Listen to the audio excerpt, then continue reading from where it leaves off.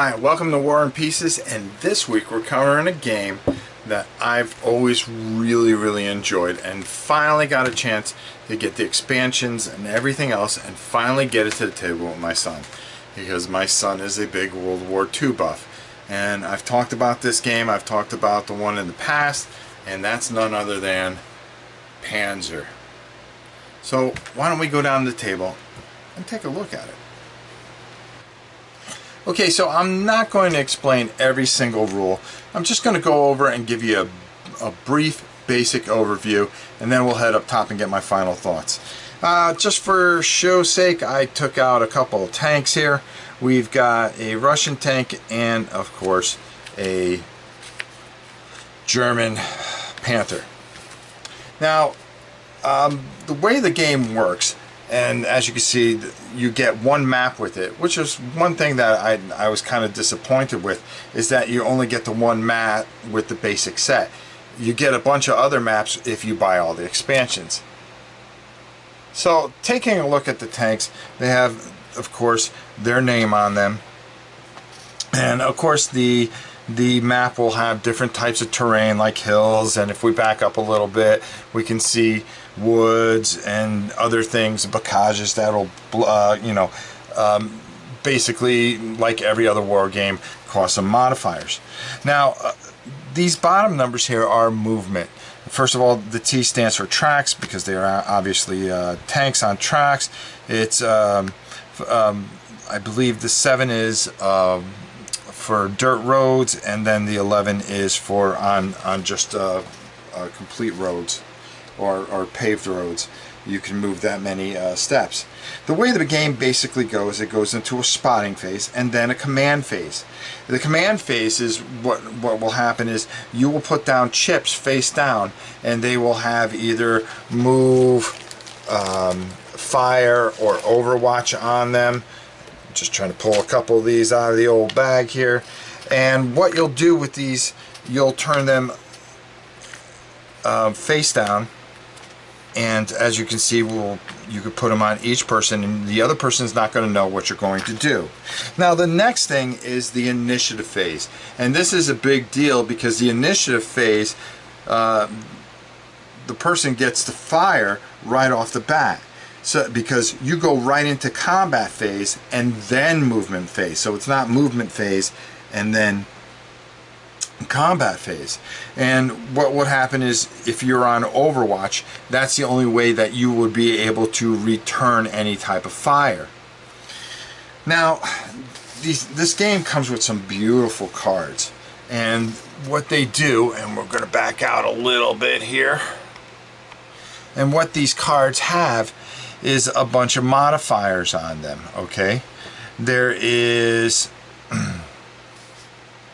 point blank, short range, medium range, long range, and elongated or extreme range. That's what it is, extreme range. And this will give you the range. And then there's a penetration value. As you can see, 32, 28, 24, 22, and 20, and that's what you'll do. What you'll do is you'll take your range. So once we determine the range, let's say we're at 3, we would look at any kind of modifiers, which they have another target, and depending on the target size, there would be a negative modifier. If it's in cover and so forth and so on, there'll be negative modifiers, and there are some plus modifiers also that can happen, especially in the advanced game. What you would do is you would take and look and find out what your modifiers. So let's just say we were at a -3 at point blank range, and we would need under a 63 to hit. So you would roll 2d10, and if you rolled under a 63, with the black being the first number, so we rolled a 19, which would be perfect because we would hit. Then what we would do is we would take the penetration value. The penetration value at point blank range is 32. The armor on the Soviet vehicle is always written on the bottom here. And if we were shooting at the front, the armor is an 18, which means it doubles it, which would basically destroy that. So you tank. want to calculate, and you want to make sure with all the modifiers and everything that you're just not shooting and wasting your shots. After that would come the movement phase, in which you would move, or if there was any Overwatch fire, if anybody fires and you had another unit there that was on Overwatch, they would be allowed to fire if they chose to.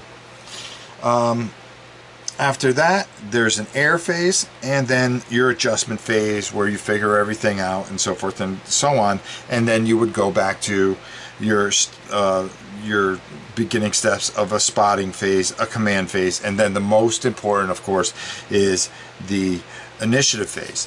Now, these counters are just absolutely, first of all, they're huge, and they are very beautiful. The art on them is just absolutely stunning. Okay, they do a great job putting the tanks on here, and you really feel like you're pushing around a tank, and that's a lot of fun. The maps, like I said, you get the one map. It's not as detailed as I would like it, and I probably would have liked a couple of maps in the box, but for this, we can talk about that up top. Now, I explained to you the basic rules on how this game's played. There are advanced rules and a lot of advanced things you have to take into account. Spotting, spotting modifiers, close assault modifiers, hand-to-hand modifiers. There's indirect fire responses, unit grade modifiers, minefield effects. I mean, there's a lot of cool things that come within this game. Breakpoint modifiers. That's a lot of stuff, and the anti-aircraft that you can do with the advanced rules, but just playing the basic rules and getting into it and playing a couple scenarios, you'll find that all translate and moves over very easily. So let's go up top and let's get my final thoughts on Panzer. I love GMT games. I do. They, every time I pick one up, I think, well, this one's got to be a stinker finally. And I've never had that experience. You know, I have quite a few, and I've enjoyed everything they do. I think the quality that they put out, I watch the Print 500, and I see where the trend is going for certain games, and I will usually follow that trend, and I've never been disappointed yet. Their games, the quality, the maps, I am disappointed that you got one map in this, but when I got the other expansions and there were other maps in it, I found that I had more than enough to play around with. And teaching Justin this game, who is not a very experienced war gamer, he learned it very quickly. He liked it, and he said, wow, this is as much fun as some of the Academy games that we play. And I have to agree with him. This is a great game. Another great game by GMT, reprinted, and we're looking forward to playing MBT, which is also the same kind of system, but in a modern warfare situation. There's a lot of things I didn't cover. I just wanted to give you a basic gist of the game. I didn't want this to drone on a lot, but I found that by just giving you an overview and a quick view on how it plays, you'll get an idea of how great a game this is. And when you get a bunch of tanks and situations fighting over rivers using different parts of the map that you do have with yourself, with the little cities that they have on it, you'll find that this is more than enough that you'll need, and then you'll find yourself wanting the expansions. I love it. It's a great game, and Panzer, everybody.